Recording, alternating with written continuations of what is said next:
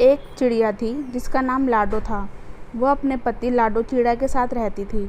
एक दिन लाडो चिड़िया के सपने में परी आई। परी ने लाडो चिड़िया को बताया कि जंगल के टीले पर एक अनजान पक्षी का अंडा रखा है जिसकी देखभाल करने वाला कोई नहीं है। लाडो चिड़िया ने सुबह सुबह ही जंगल के टीले पर जाकर उस अंडे को अपने घर ले आती है और लाडो ने उस अंडे का बहुत अच्छे से ख्याल रखा था। कुछ ही दिन बाद उसमें से एक बच्चा बाहर आ गया। बच्चे को देखने के लिए आस पड़ोस के बहुत सारे पशु पक्षी आए थे।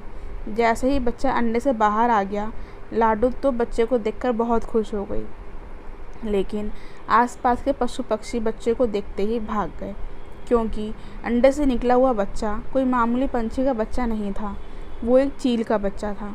अब तो लाडो चिड़िया और चिड़ा उस बच्चे को देखकर घबरा गए, लेकिन लाडो को ये बात नहीं पता थी कि आगे चलकर यही चील का बच्चा सिर्फ लाडो का ही नहीं, पूरे बस्ती के पशु पक्षियों का रखवाला बनने वाला था।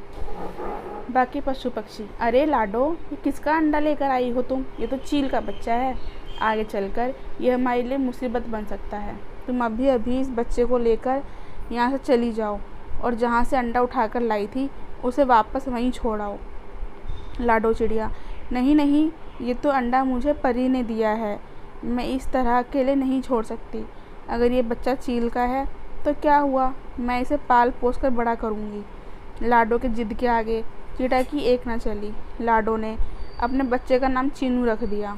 दूसरे ही दिन सारे पशु पक्षी लाडो चिड़िया को भला बुरा कहने लगे। बाकी पशु पक्षियाँ, अरे ये लाडो चिड़िया हमारी मौत को अपने घर में लेकर आई है। तुम देखना, आगे चलकर जब ये बच्चा बड़ा होगा ना, ये सबसे पहले हमें ही खा जाएगा। ये बात पूरे बस्ती में फैल गई और साथ ही साथ ये बात तोता राजा के कानों तक भी पहुंच गई। राजा जी ने शाम को मीटिंग बुलाई और उसमें लाडो और चिड़ा दोनों को आने का संदेश सिपाही पक्षी के द्वारा भेज दिया। शाम हो गई, सारे पशु पक्षी मीटिंग में शामिल हो गए। लाडो और चिड़ा भी वहाँ पर आ गए। तभी राजा ने लाडो से पूछा, लाडो, ये सब क्या है? तुम चील के बच्चे को क्यों लेकर आई? क्या तुम्हें बस्ती के बाकी के पशु पक्षी की कोई चिंता नहीं है? लाडो चिड़िया, नहीं नहीं राजा जी, ऐसी बात नहीं है।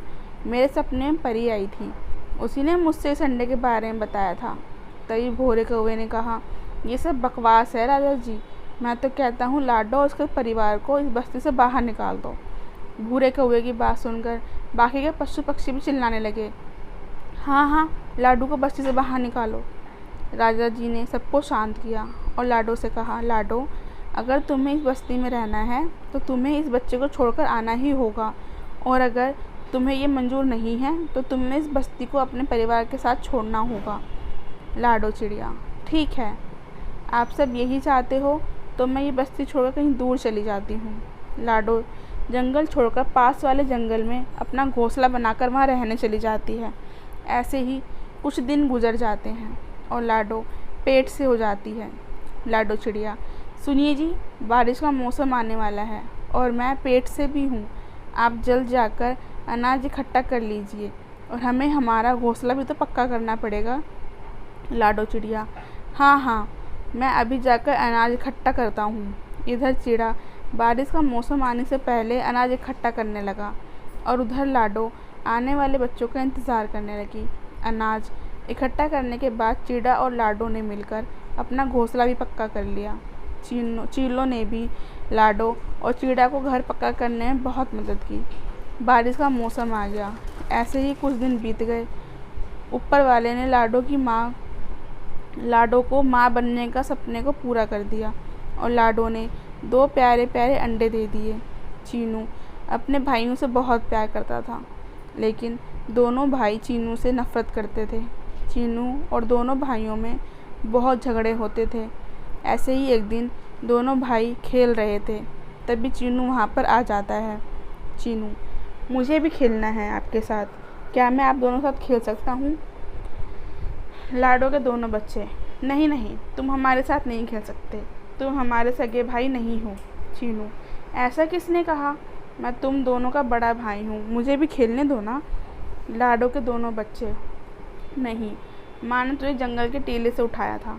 अगर तुझे ये बात झूठ लगती है तो जाके माँ से पूछ, हमने खुद हमारे कानों से सुना है। एक दिन माँ और पिताजी ये बातें कर रहे थे। जैसे ही चीनू को ये बात पता चली, वो एकदम से टूट जाता है और रोते रोते माँ के पास चला जाता है। लाडो चिड़िया: क्या हुआ चीनू, तुम रो क्यों रहे हो? चीनू: देखो ना माँ, मेरे पास छोटे भाई मुझे उनके साथ खेलने नहीं दे रहे और वो कह रहे थे कि वे उनका सगा भाई नहीं हूँ। आपने मुझे जंगल के टीले से उठाया है। क्या ये बात सच है? बोलो माँ। लाडो चिड़िया: मुझे माफ़ करना मेरे बच्चे, पता नहीं तेरे भाइयों को ये बात कहाँ से पता चली, लेकिन ये बात सच है। तभी बाहर से दोनों भाइयों के चिल्लाने की आवाज़ आती है। लाडो और चीनू बाहर आकर देखते हैं कि एक बड़ी सी चील उन दोनों भाइयों के पास खड़ी होती है। वह उन दोनों पर हमला करने ही वाली थी, तभी चीनू उस बड़ी चील पर हमला बोल देता है और उस बड़ी चील को वहाँ से खदेड़ देता है। दोनों भाइयों की जान बच जाती है। लाडो भी वहाँ पर आ जाती है। लाडो के दोनों बच्चे: भैया हमें माफ़ कर दो, अगर आज आप यहाँ पर नहीं होते तो ये बड़ी चील हमें खा जाती। दोनों भाइयों को अपनी गलती का एहसास हो जाता है और दोनों चीनू के गले लग जाते हैं। लाडो ये सब देखकर बहुत ही खुश हो जाती है। ऊपर से यह सब बुरा कौवा देख रहा था। वो जाकर ये सब बात राजा के कानों तक पहुंचा देता है। राजा जी, हमने लाडो को बस्ती से निकालकर बहुत बड़ी गलती कर दी। आज मैं लाडो के घोंसले के ऊपर से उड़ रहा था और उसके बच्चे बाहर खेल रहे थे। तभी वहाँ पर एक बड़ी सी चील आ गई और उसने उन दोनों पर हमला कर दिया। तभी लाडो के घोंसले से एक चील का बच्चा बाहर आ गया और उसने उस बड़ी चील का सामना भी किया और उस बड़ी सी चील को खदेड़ दिया। मुझे लगता है कि लाडो ने जिस चील के बच्चे को पाला था, ये वही बच्चा है। हमें लाडो को वापस बुला लेना चाहिए, उसके साथ साथ उनके पूरे परिवार को भी, क्योंकि आए दिन नागराज और बाकी के पूरे पंछी हमारी बस्ती पर हमला कर रहे हैं। अगर ये चील का बच्चा हमारी बस्ती में रहेगा तो ये हमारा रखवाला बन सकता है। राजा जी, तुम सही कहते हो कौवे, हमें लाडो और उसके परिवार को वापस बुला लेना चाहिए। राजा सिपाही पक्षियों द्वारा लाडो को वापस बुलाने के लिए संदेशा भेज देता है और लाडो भी पिछली सारी बातों को भुलाकर बस्ती में वापस रहने आ जाती है। सारे पशु पक्षी भी चील को अपना लेते हैं। जब भी बस्ती पर कोई संकट आता, चीनू उस संकट का सामना करता था। ऐसे ही आगे चलकर चीनू, लाडो और पूरे बस्ती का रखवाला बन गया।